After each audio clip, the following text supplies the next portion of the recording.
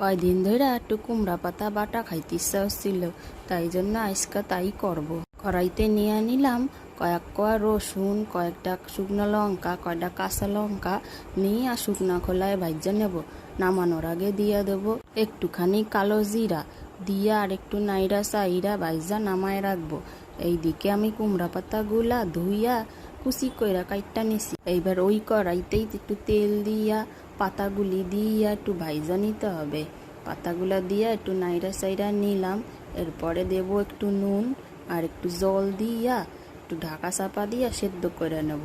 জল দেওয়ার কারণ হইল কুমড়া পাতা তো একটু খসখসা, সিদ্ধ হইতে টাইম লাগে। এদিকে সিদ্ধ হইতে হইতে আমি রসুন কটা ছাড়াইয়া নিছি। এবার ঢাকনা খুইলা পুরা জল শুকনা কইরা দেখো সুন্দর ভাজা ভাজা হইয়া গেছে। এই পাতাগুলা একজনের বাড়ি দিয়া ছিঁড়া নিয়ে আইছি, কি করব, খাইতে ইচ্ছা করে, নিজের বাড়িতে তো আর কোনো গাছপালা হয় না। এবার ওই বাটিতেই নামাইয়া নেব, নিয়া কিছুক্ষণ একটু ঠান্ডা হইতে দিয়া শিল নোড়ায় গজগজায় বাইটা নিলেই হইয়া যাবে আমাদের কুমড়া পাতা বাটা বা ভর্তাও বলতে পারো। কি সুন্দর সকালে জল খাবারে গরম গরম ভাত, আলু সিদ্ধ, কুমড়া পাতা বাটা, ডিম সিদ্ধ।